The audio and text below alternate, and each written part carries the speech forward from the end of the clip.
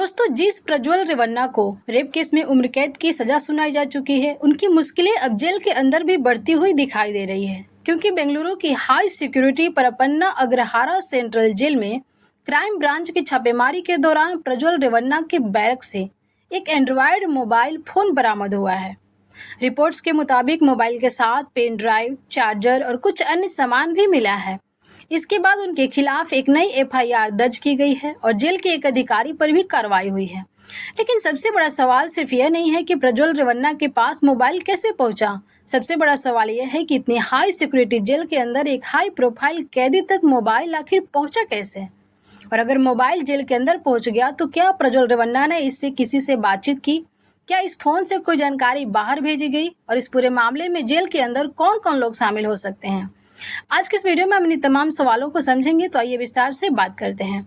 दोस्तों, मामला बेंगलुरु की परपन्ना अग्रहारा सेंट्रल जेल का है। यही वह जेल है जहां प्रज्वल रेवन्ना उम्र कैद की सजा काट रहे हैं। 12 अगस्त 2026 को सामने आई रिपोर्ट्स के मुताबिक मंगलवार को सेंट्रल क्राइम ब्रांच यानी सीसीबी ने जेल परिसर में करीब 5 घंटे तक छापेमारी की। यह कार्रवाई खासतौर पर हाई प्रोफाइल कैदियों को लेकर की गई थी और इसी छापेमारी के दौरान प्रज्वल रेवन्ना के बैरक से एक मोबाइल फोन बरामद हुआ। रिपोर्ट्स में यह भी सामने आया कि मोबाइल के अलावा एक पेन ड्राइव और चार्जर भी बरामद किया गया है। यानी मामला सिर्फ एक मोबाइल फोन तक सीमित नहीं रह गया है। अब पुलिस और जेल प्रशासन यह पता लगाने में जुटे हैं कि आखिर यह सामान जेल के अंदर पहुंचा कैसे और इसके इस्तेमाल किस उद्देश्य से किया जा रहा था। मोबाइल फोन मिलने के बाद प्रज्वल रेवन्ना के खिलाफ एक नई एफआईआर दर्ज की गई है।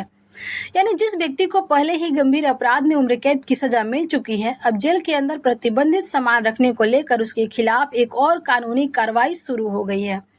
अब जांच का सबसे अहम हिस्सा होगा मोबाइल फोन में क्या था, क्या उसमें कोई कॉल रिकॉर्ड है, क्या किसी से बातचीत की गई, क्या इंटरनेट या सोशल मीडिया का इस्तेमाल किया गया और सबसे महत्वपूर्ण, यह फोन जेल के अंदर पहुंचा कैसे।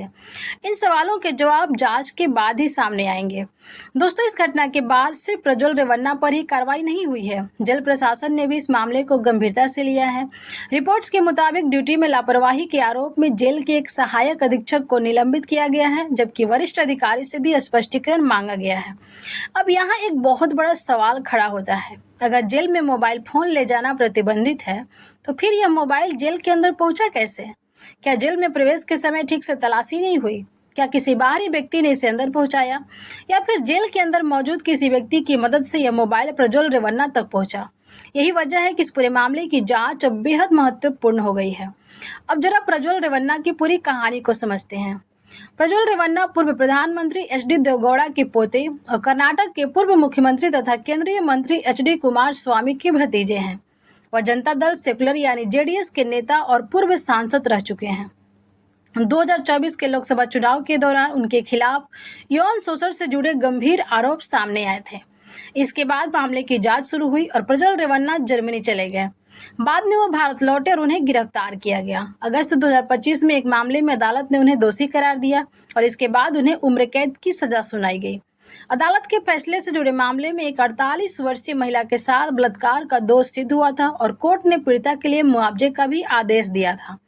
दोस्तों, जेल में मोबाइल फोन मिलना अपने आप में एक गंभीर सुरक्षा मामला है, क्योंकि जेल में बंद कैदी को सामान्य तौर पर अपनी इच्छा से मोबाइल फोन रखने और इस्तेमाल करने की अनुमति नहीं होती। जेल प्रशासन की निगरानी में निर्धारित माध्यमों से ही कैदियों को अपने परिवार या वकील से संपर्क करने की सुविधा दी जाती है। ऐसे में अगर किसी हाई प्रोफाइल कैदी के पास स्मार्टफोन पहुंच जाता है तो यह सिर्फ जेल नियमों का उल्लंघन नहीं, बल्कि जेल की सुरक्षा व्यवस्था पर भी सवाल खड़ा करता है। क्योंकि मोबाइल फोन के जरिए कोई कैदी बाहर की दुनिया से संपर्क कर सकता है, किसी को कॉल कर सकता है, मैसेज कर सकता है, इंटरनेट का इस्तेमाल कर सकता है और डिजिटल माध्यम से जानकारी बाहर भेज सकता है। इसलिए पुलिस यह पता लगाने की कोशिश करेगी कि बरामद फोन का इस्तेमाल किस तरह किया गया था। अब इस पूरे मामले को समझने के लिए एक और पुरानी घटना याद करना जरूरी है। दोस्तों, बेंगलुरु की इसी जेल से पहले भी एक हाई प्रोफाइल कैदी को लेकर विवाद हो चुका है।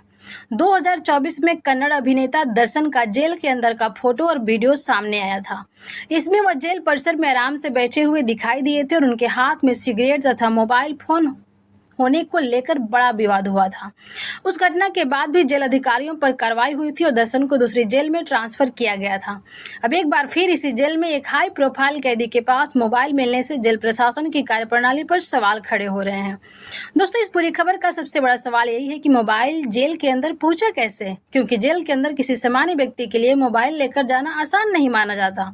तो क्या किसी मुलाकात के दौरान फोन पहुंचाया गया? क्या जेल के किसी कर्मचारी की मिलीभगत थी? क्या किसी बाहरी व्यक्ति ने इसे अंदर पहुंचाया, या फिर जेल की सुरक्षा व्यवस्था में ऐसी खामी है जिसका फायदा उठाया जा सकता है? फिलहाल इन सवालों का जवाब जांच के बाद ही मिलेगा, इसलिए अभी किसी व्यक्ति पर आरोप लगाना सही नहीं है। लेकिन इतना जरूर है कि जेल के अंदर एक हाई प्रोफाइल कैदी के पास स्मार्टफोन मिलना अपने आप में गंभीर सुरक्षा चूक है।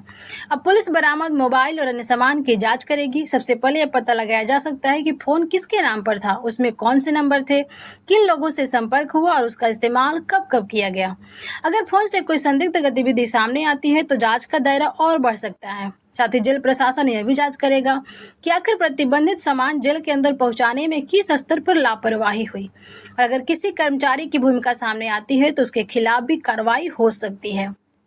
तो दोस्तों, प्रज्वल रेवन्ना की मुश्किलें अब सिर्फ अदालत तक सीमित नहीं रह गई है। उम्र कैद की सजा काट रहे प्रज्वल रेवन्ना के पास से जेल में मोबाइल फोन, पेन ड्राइव और चार्जर मिलने के बाद अब एक नया मामला सामने आया है। लेकिन असली कहानी अभी बाकी है, क्योंकि आने वाले दिनों में जांच से यह साफ हो सकता है कि मोबाइल किसने पहुंचाया, किसके जरिए पहुंचाया, किस किस से बातचीत हुई और जेल के अंदर इतनी बड़ी सुरक्षा चूक आखिर हुई कैसे। फिलहाल पुलिस की जांच जारी है और इसी जांच से इस पूरे मामले की अगली परतें खुलेंगी। अगर आपको ये वीडियो पसंद आई हो तो वीडियो को लाइक करें, चैनल को सब्सक्राइब करें और कमेंट करके जरूर बताएं कि क्या हाई प्रोफाइल कैदियों के लिए जेलों में सुरक्षा व्यवस्था और ज़्यादा सख्त होनी चाहिए। मिलते हैं नेक्स्ट वीडियो में, तब तक के लिए जय हिंद, जय भारत।